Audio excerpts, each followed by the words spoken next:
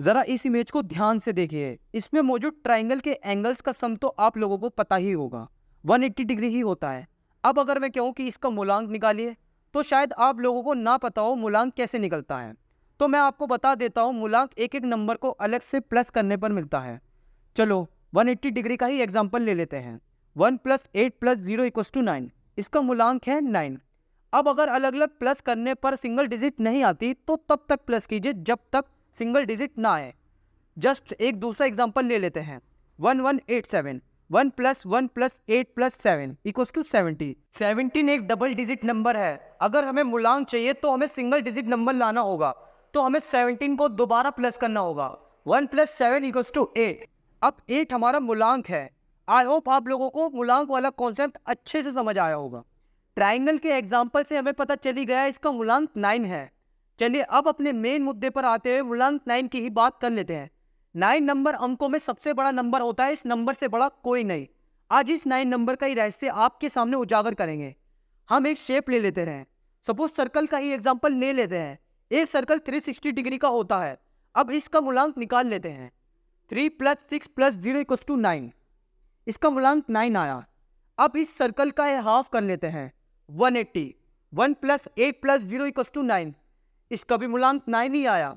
अब एक बार और इसका भी हाफ कर लेते हैं, 90।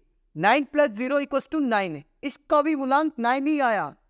इसी तरह आगे कितनी बार भी हाफ कीजिए, मूलांक 9 ही मिलेगा, जिसका एग्जाम्पल आप मेरी स्क्रीन पर देख रहे होंगे।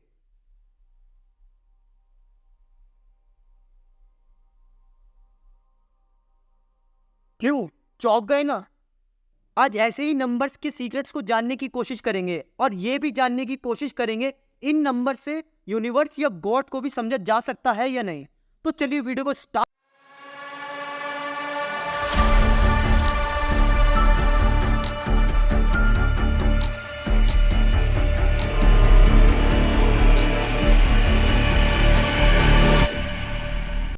नमस्कार दोस्तों, मेरा नाम मोहित है और ये है आपका चैनल फैक्ट हार्वेस्टर्स। तो दोस्तों, इस वीडियो में हम बहुत ही अलग टॉपिक लेकर आए, जिसे देखकर आप डेफिनेटली शॉक्ड हो जाएंगे। दरअसल नंबर्स को हम जैसे समझते हैं, वो उससे कहीं ज़्यादा अपने अंदर सीक्रेट छुपाए हुए होते हैं। जैसे हमने सर्कल का एग्जाम्पल लिया था, अब हम किसी और शेप का एग्जाम्पल लेंगे। तो चलिए एक रेक्टेंगल का एग्जाम्पल ले लेते हैं, जो अगेन 360 डिग्री का होता है।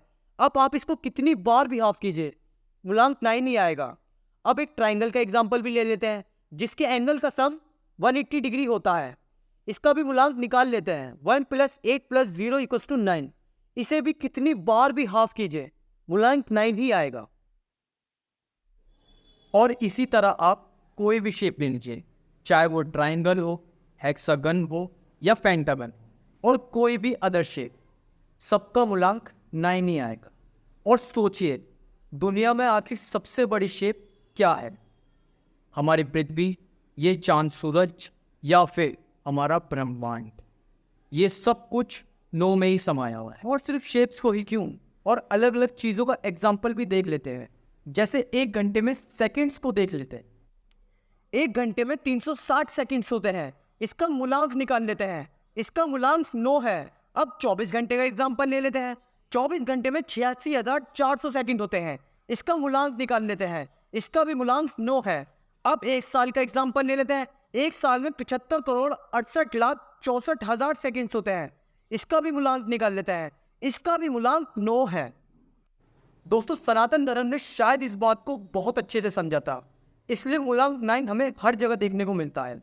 जैसे जाप माला में 108 बीट्स होते हैं, इसका मूलांक भी 9 है।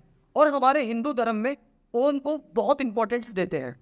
चलिए ओम की फ्रीक्वेंसी को गूगल कर लेते हैं, जो कि 432 हर्ट्ज आती है। अगेन 9, 4 + 3 + 2 = 9। क्या है जो इस 9 में नहीं समाया है? 9 ही इस ब्रह्मांड की सुप्रीम पावर दिखाई पड़ता है, और 9 ही इस जीवन का आधार है। तो ये तो बात हो गई 9 अंक की। अब बात कर लेते हैं 0 की। 0 का अर्थ क्या है? जहाँ कुछ भी ना हो। 0 खुद में तो कुछ नहीं है, और अगर किसी संख्या में जोड़ दो या घटा दो, तो उस संख्या पर कोई फर्क नहीं पड़ता। बट यही 0 इतना पावरफुल भी है, अगर किसी संख्या में 0 से मल्टीप्लाई कर दें, तो उस संख्या को 0 कर देता है।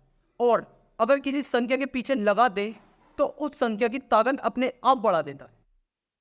एक और एग्जाम्पल को ले लेते हैं। आप किसी भी चीज को देखिए, चाहे वो कितनी भी बड़ी या छोटी क्यों ना हो, हर एक चीज एटम से मिलकर बनी है। चलिए इस एटम को भी तोड़ लेते हैं। इलेक्ट्रॉन, प्रोटॉन, न्यूट्रॉन निकलते हैं और ऐसे ही इन्हें भी तोड़ा जाए जहां तक भी ये टूट सके। अंत में क्या बचता है? केवल एक एनर्जी, या दूसरे शब्दों में कहे तो शून्य। तो अब आप ही बताइए, क्या ये जीरो हर एक चीज का आधार नहीं? अब ब्रह्मांड के अंत तक भी देखें तो आपको सब जगह यही एनर्जी, यही शून्य दिखाई देगा। अगर बिग बैंग से पहले भी देखा जाए तो यही शून्य था। यानी हम मान सकते हैं नो ब्रह्मांड या फिर गॉड को साकार रूप में रिप्रेजेंट करता है और जीरो निराकार रूप में।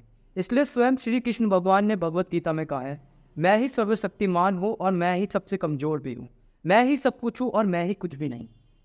दोस्तों आशा करता हूँ मैं अपने मन की बात आपके सामने बहुत अच्छे से रख पाया।